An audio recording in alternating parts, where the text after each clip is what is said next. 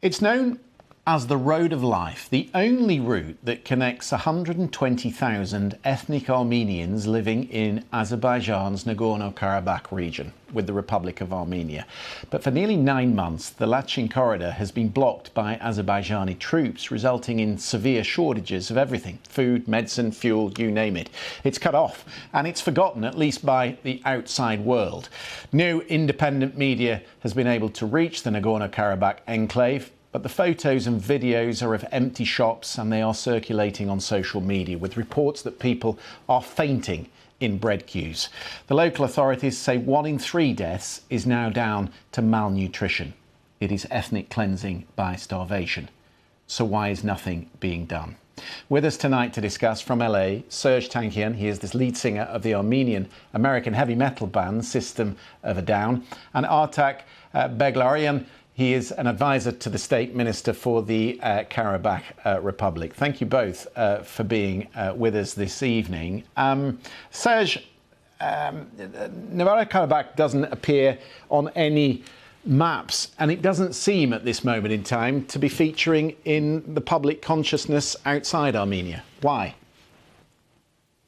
A lot has to do with the amount of caviar diplomacy that Azerbaijan has exercised throughout Europe, throughout the UK, throughout Germany and France, and a lot of members of parliament have been caught with Azeri money in their pockets. They've bought a lot of influence. Part of it has to do with Azeri oil going through Europe. A lot of Russian oil has been repackaged to go through the Azeri pipelines to Europe. So a lot has to do with geopolitics, unfortunately. There's 120,000 people, 30,000 of which are children, that are literally on the brink of starvation. And for 9 months, this blockade has been going on. The whole world has been basically telling Azerbaijan they have to open this corridor. There are 2 United Nations International Court of Justice decrees telling Azerbaijan to open the Lachin corridor, European Court of Human Rights, Amnesty International, Human Rights Watch. Every country in the world has condemned them, and they're not budging. So the question is, are we going to act, or are we going to allow another genocide of Armenians, this time in this century, in the 21st century, to occur? Can you explain? The only way to deal... Sorry to interrupt you. I just wanted to ask, though, because people might not have an idea of the geography of this area. Can you explain to us why this corridor into Nagorno-Karabakh is the only way in and the only way out?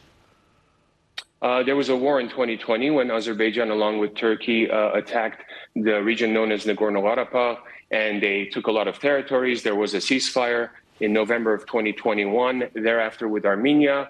And it, according to the tripartite ceasefire between Russia, Armenia, and Azerbaijan, Azerbaijan had to leave this corridor open as a humanitarian corridor linking Armenia to Nagorno-Karabakh for food supplies, humanitarian supplies, etc. And of course, 9 months ago, that Lachin corridor was blocked and closed by Azerbaijan. Let me bring in our other guest who's with us, Artak Beglaryan.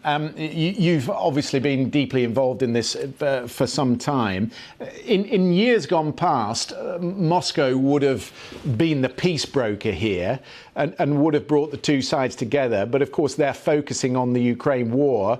But why is it so difficult for Moscow to get involved and to mediate here?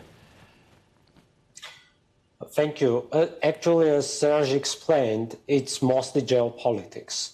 And since there is a high tension, even I would say conflict between Russia and the West, we are collateral victims of this conflict. And also the attention of the international community is mostly focused on the Ukrainian conflict. But because Azerbaijan and Turkey have influential ties and interests both with Russia and also with the West, that's why the West and Russia are not quite practical in preventing and suspending the genocide here.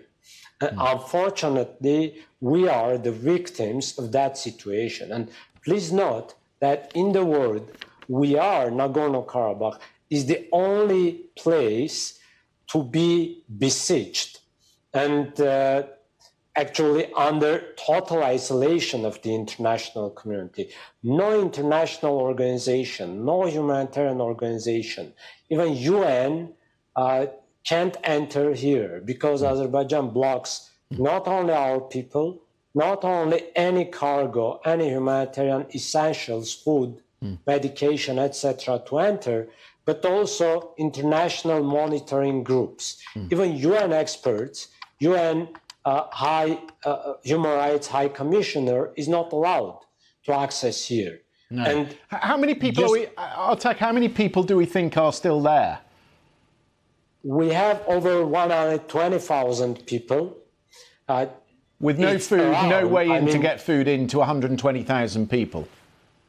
Sorry? So the ICRC has not been able to get any access because I know they staged food at the checkpoint, but that's not been taken in? Actually, since June 15, ICRC and Russian peacekeepers are not allowed to supply any food and medication. ICRC is allowed only to transfer some patients, emergency patients, from Nagorno-Karabakh to Armenia, nothing else. And just imagine if there is no food, just this shop, one of the biggest shop of Nagorno-Karabakh, is fully empty. And there is nothing. The bread supply now, on these days already is over 15% of the whole demand. There is no flour because they are shooting to our agricultural farmers. We don't have enough fuel in order to transport the flour and the wheat to Stepanakert, the capital city, and many other problems. We don't have enough vegetables.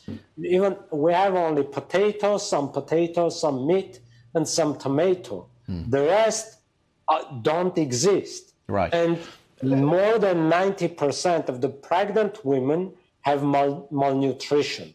And the miscarriages are multiplied, etc., etc.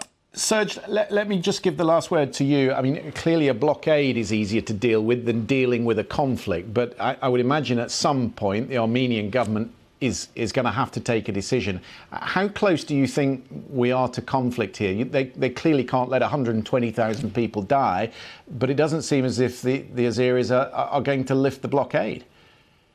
No one wants war, Christian. You know, they're trying to avoid further war, and you're dealing with a government in Azerbaijan that does not care. It's a dictatorship, and it just does not care about what the international community is saying. They are isolated. They don't allow free journalists to actually come into the country. The rights and security of the people of Nagorno-Karabakh are being trampled upon, and food is being used as a weaponization of starvation, which is what Luis Moreno Campo, the former ICC prosecutor, called a weapon of genocide. You know, there's complicity in a lot of countries right now. The UK, for example, is the largest investor in Azerbaijan. BP and their oil pipelines have given Azerbaijan a huge, tremendous advantage to deliver to Europe. But the United Kingdom has been, you know, they have not criticized Azerbaijan because of the business that they're doing there. And yesterday, for example, Anne Hidalgo, the mayor of Paris, was at the Lachin corridor with 10 trucks of humanitarian aid that the Azeris wouldn't allow in.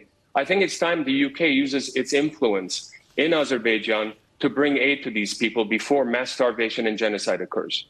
Yeah, well, it's an important issue people should read about Nagorno-Karabakh. It's good to lift the lid on what is happening at the moment. I'm very grateful for your time this evening. Serj Tankian, thank you to you, and also thank you to Artak Beglaryan, who was with us as well. Thank you very much. Thanks, Christian.